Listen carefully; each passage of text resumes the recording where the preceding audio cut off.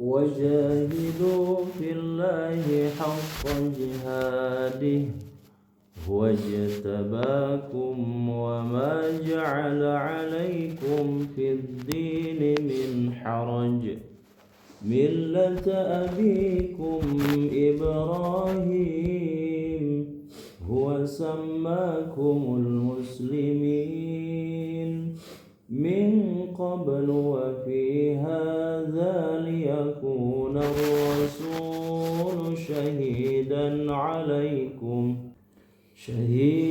عليكم وتكونوا شهداء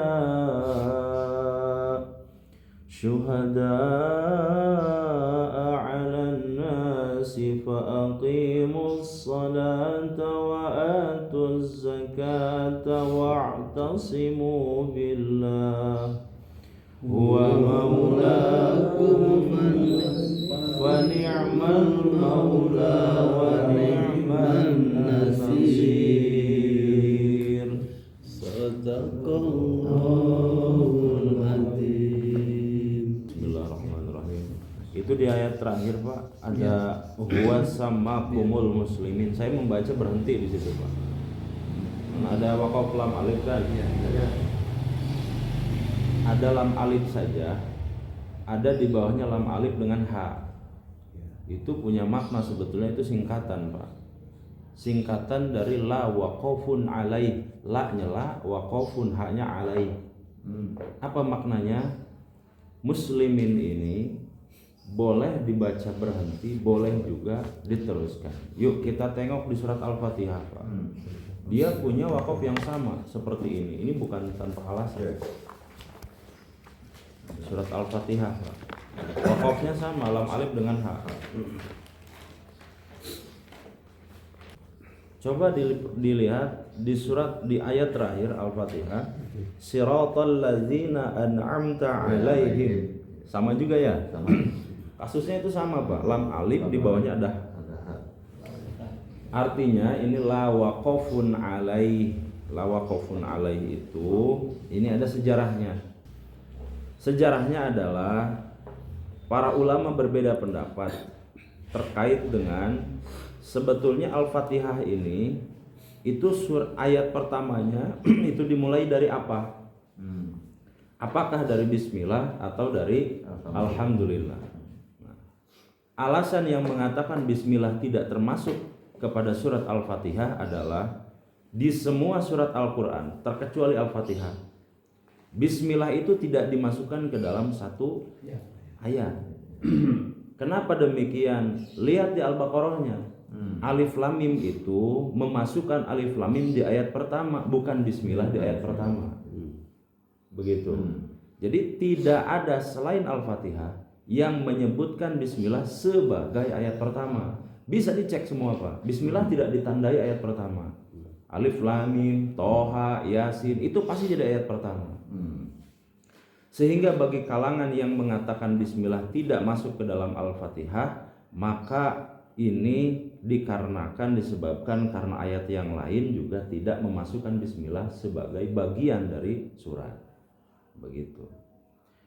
Nah, kemudian bagi ada kalangan yang mengatakan Bismillah masuk kok di surat Al-Fatihah. Kenapa demikian? Karena setiap kita membaca Al-Fatihah semua dimulai dari Bismillah. Pernah saya contohkan, mari kita doakan mengirimkan Al-Fatihah untuk almarhumah yang telah meninggalkan kita dulu. Fatihatil Ummul Quran, Al-Fatihah, Bismillah. Nggak ada langsung Alhamdulillahirabbil alamin. Bahkan disempurnakan melalui A'udzubillahi minasyaitonirrajim. Disempurnakan melalui ini menandakan bahwa Bismillah itu adalah bagian dari surat Al-Fatihah. Karena kita membaca Al-Fatihah di selain sholat itu selalu dimulai dari Bismillah. Nah, ini kalangan yang kedua. Sehingga konsekuensinya bagi orang yang mengatakan Bismillah adalah ayat pertama, kata Nabi dalam sholat itu ada surat 7 ayat, ada surat yang ayatnya diulang 7 kali, diulang 7 ayat. Nah, surat apa itu? Al-Fatihah. Konsekuensinya berarti Al-Fatihah itu mesti wajib 7 ayat. Mesti itu. Konsekuensinya. Karena kata Nabi ada 7 ayat yang berulang dibaca. Kalau dimulai dari bismillah, berarti siratal ladzina an'amta alaihim mesti 1 ayat. Wajib 1 ayat, itu konsekuensinya. Kalau bismillah dimasukkan ke dalam surat. Tetapi apabila bismillah dibuang dan alhamdulillah menjadi ayat pertama, maka konsekuensinya harus ada tambahan ayat, begitu. Karena harus 7, wajib 7. Maka siratal ladzina an'amta alaihim di situ dibuat waqaf. Nah, di kita Pak, di kita cetakannya cetakan India. Al-Qur'an di kita itu cetakannya cetakan India. Karena dulu Al-Quran ini dibawa oleh bangsa India ke sini, kan? Jadi melalui jalur itu tuh, jalur daratnya itu dari Arab kemudian lewat Persia, itu kan melipir tuh Pak, melipir ke India, India baru nanti ke kita. Jadi melipir. Nah, cetakan kita ini dipengaruhi oleh mereka, oleh bangsa mereka. Sedangkan nanti ada cetakan Timur Tengah, itu beda lagi. Itu beda lagi, salah satunya nanti cetakan Madinah. Makanya nanti ada perbedaan, kayak semacam nun wikoyah itu ada nun saja, ada ni-nya saja di bawah tuh. Nah, itu juga termasuk perbedaan cetakan. Nah, ini perlu diketahui juga. Saya lanjutkan tadi. Jadi apabila alhamdulillahnya itu menjadi ayat pertama, maka konsekuensinya adalah siratal ladzina an'amta alaihim mestilah 1 ayat. Mestilah 1 ayat di situ. Dan ghairil maghdubi alaihim waladhdallinnya juga 1 ayat. Berarti dari sirat sampai dengan waladhdallin apabila alhamdulillah menjadi ayat pertama dibagi 2. Sekarang konsekuensi dari apabila alhamdulillah menjadi ayat pertama, maka siratal ladzina an'amta alaihim mesti berhenti. Karena ayat mesti berhenti, konsekuensi itu mesti berhenti. Siratal ladzina an'amta alaihim mesti berhenti. Karena 1 ayat. Apabila alhamdulillahnya dianggap sebagai ayat pertama bagi kalangan yang mengatakan alhamdulillah sebagai ayat pertama. Nah, kemudian karena dia menjadi waqaf alaihim itu, maka diwajibkan berhenti. Kemudian dimulai dari ghairil maghdubi alaihim. Inilah yang sampai ke kita. Kenapa ada yang membaca siratal ladzina an'amta alaihim? Berhenti di situ. Itulah itu. Nah, wakofnya menariknya kenapa jadi lam alif dengan ha? Tidak lam alif saja. Kalau lam alif Pak, itu baiknya kan diteruskan. Ya kan? Ya. Tapi di situ kalau Bapak perhatikan lam alif itu ada di bawahnya seringkali ada ha. Itu artinya la waqafun alaih. La waqafun alaih itu artinya apa? Ini kita bahas. Karena ada perbedaan pendapat tadi, ada yang mengatakan bismillah masuk, ada yang mengatakan tidak. Maka kemudian karena dua-duanya juga sahih, dua-duanya sahih ini Pak. Dua-duanya sahih, maka kemudian ulama menempelkan wakofnya di situ la waqafun alaih, yang berarti boleh berhenti, boleh dilanjutkan. Boleh berhenti, boleh dilanjutkan. Karena ada 2 pendapat yang dua-duanya kuat. Tetapi sekarang pertanyaannya, mana yang lebih ahsan? Mana yang lebih baik? Yang lebih baiknya adalah yang pertama, kebaikan pertama, keutamaan pertama adalah diteruskan. Diteruskan ini Pak. Kalau menganggap bismillahnya menjadi ayat pertama, maka utamanya afdolnya diteruskan. Siratal ladzina an'amta alaihim ghairil maghdubi alaihim waladdallin. Diteruskan sampai dengan waladdallin. Konsekuensi itu. Konsekuensi pemahaman Pak, harus diteruskan. Tetapi apabila bismillahnya tidak dianggap sebagai bagian, maka siratal ladzina an'amta alaihim afdolnya berhenti. Tetapi itu bukan keafdolan kedua. Keafdolan keduanya Siratal ladzina an'amta 'alaihim ghairil maghdubi 'alaihim. Sampai situ berhentinya. Bukan 'alaihim yang pertama. Apa maknanya? Apa alasannya? Siratal sampai dengan 'alaihim, Pak, itu satu pembahasan kalau di ilmu nahwu. Ini pernah saya sampaikan juga. Dari segi makna, dari segi susunan kalimat, sampai dengan ghairil maghdubi 'alaihim itu yang seharusnya memungkinkan berhenti. Sampai sini bisa dimengerti nggak, Pak? Ya. Itu. Jadi keabdolan pertama diteruskan sampai dengan waladhdallin amin. Keabdolan yang kedua adalah dibaca sampai ghairil maghdubi 'alaihim. Dan kalau mau diulang dari ghairil, tidak berhenti di 'alaihim. Gitu. Itu keabdolan yang kedua. Keabdolan yang ketiga berhenti di 'alaihim. Itu berarti 'alaihim itu afdolnya yang paling rendah itu, Pak. Kalau alhamdulillahnya itu bismillah itu bagian dari ayat gitu. Tapi kalau saya mah tidak meyakini bismillah bagian dari alhamdulillah, ya konsekuensinya mestinya alaihimnya berhenti. Wajib itu Pak. Nah, begitu. Nanti kita bisa tanya ke yang tidak mengakui bismillah sebagai bagian dari al-fatihah, alaihimnya mesti berhenti dengan konsekuensi ini, ya Pak. Jadi itu poinnya. Lam alif ada dua, ada lam alif saja tidak ada ha, ada lam alif dengan ha. Ini punya sejarah, ini. Lam alif dengan ha di dalam surat Al-Fatihah, la waqafun alaih, yang berarti boleh diteruskan, boleh berhenti karena adanya perbedaan pendapat antar mazhab. Begitu.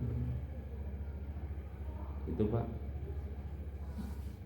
Masih ada? Masih ada. Oh, masih ada. Baik, kita lanjutkan. Oh, masih ada.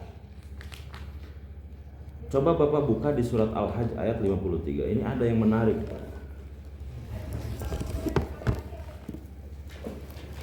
Oh, pentingnya kita belajar banyak ini, Pak. Banyak keilmuan tuh ternyata satu sama lain itu nyambung, Pak.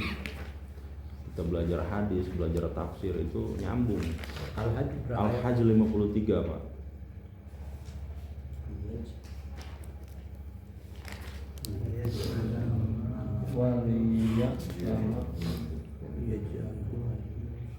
Sudah Pak ada? Ya. Nah ini kita bahas yang 53 dulu. Ini menarik Pak. Saya akan mulai dengan pertanyaan begini. Apakah firman Allah itu bisa disisipkan oleh setan nggak? Bisa disisipi kata-kata setan nggak? Nggak bisa. Yakin Pak? Kita tahu tuh Pak Mangga. Terus kalau hadis ada hadis dhaif nggak? Ada.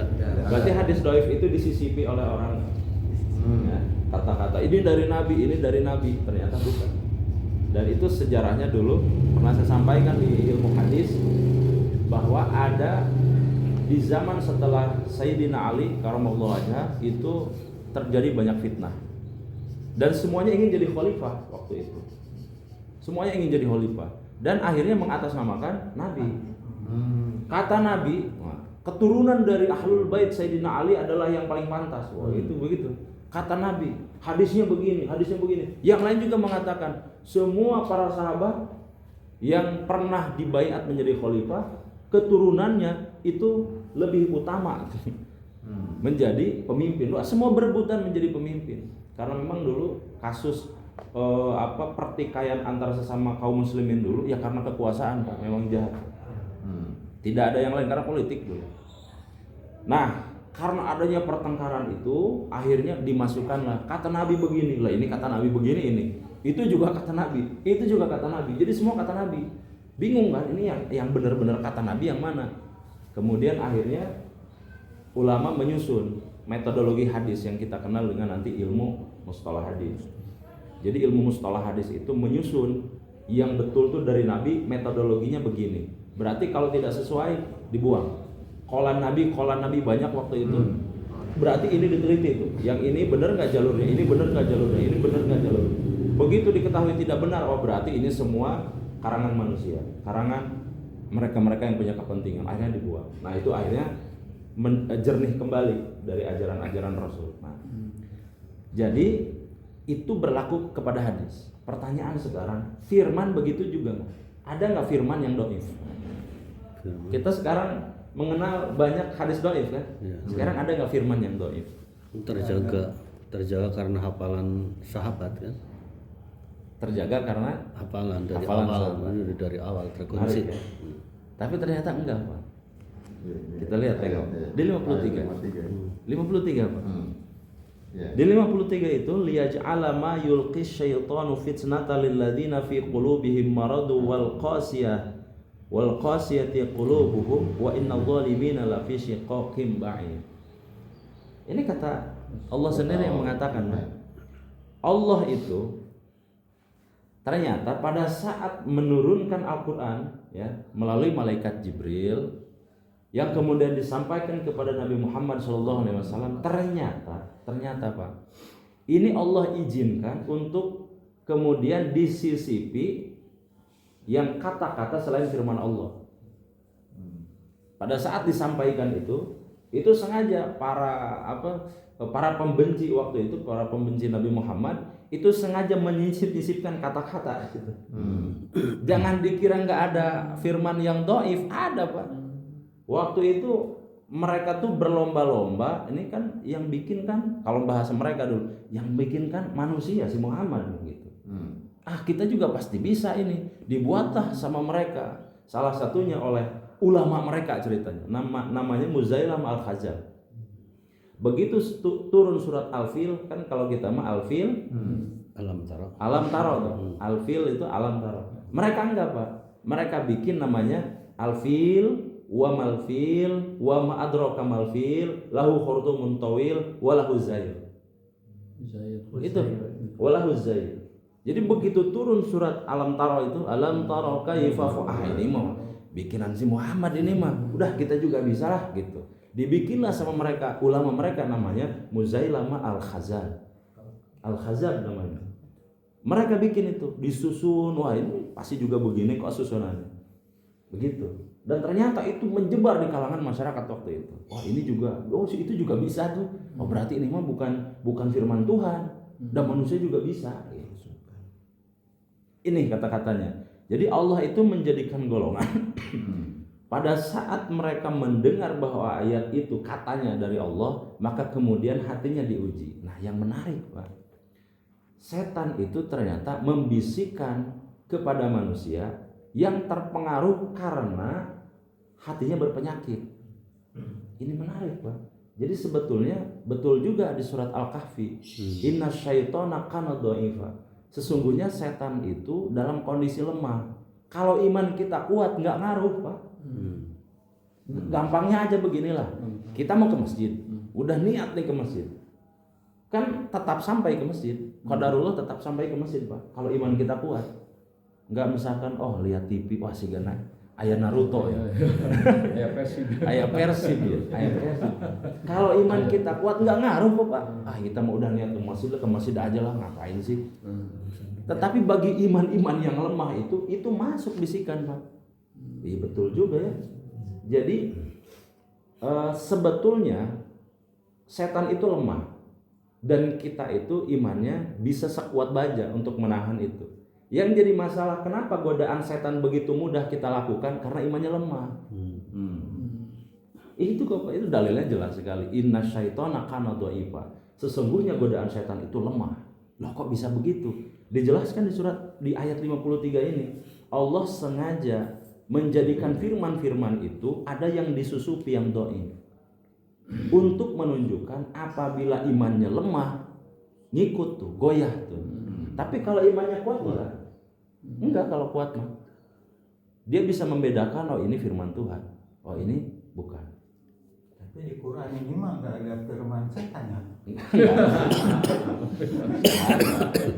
Kalau di AA ada firman Pak firman. Karena ini Pak, ini proses seleksi dari orang-orang yang imannya kuat.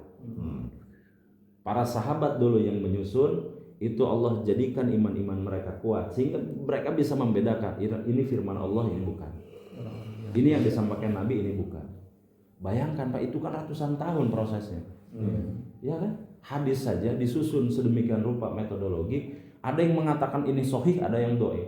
Banyak tuh Syekh Albani mengatakan ini hadis ini dhaif, ini hadis ini dhaif. Padahal yang lain, imam-imam yang lain, At-Tirmizi, Daruqutni, kemudian Imam Bukhari, Imam Muslim mengatakan sahih. Bayangkan Pak, hadis yang sedemikian ratusan tahun panjangnya itu, kurunnya itu bisa dikatakan dhaif. Tapi anehnya Al-Quran enggak. Gitu. Karena berarti yang menyusun Al-Quran ini nggak kaleng-kaleng gitu Pak. Imannya tuh nggak kaleng-kaleng. Kalau kaleng-kaleng sedikit aja sesuai ke nafsu dia, wah saya nyelipin aja lah. Sama seperti ada non-muslim yang menyusun kembali kitab-kitab mereka sesuai dengan hawa nafsunya. Pernah dengar itu? Berapa itu pengetahuan baru ya. Jadi ada hadis dhaif, ada juga firman dhaif. Sampai hari ini firman dhaif sudah selesai. Iya. Sudah selesai. Firman dhaif berarti saat itu. Kalau sekarang ini sudah murni kembali. Sudah murni kembali. Gitu. Karena jasanya para sahabat itu besar sekali.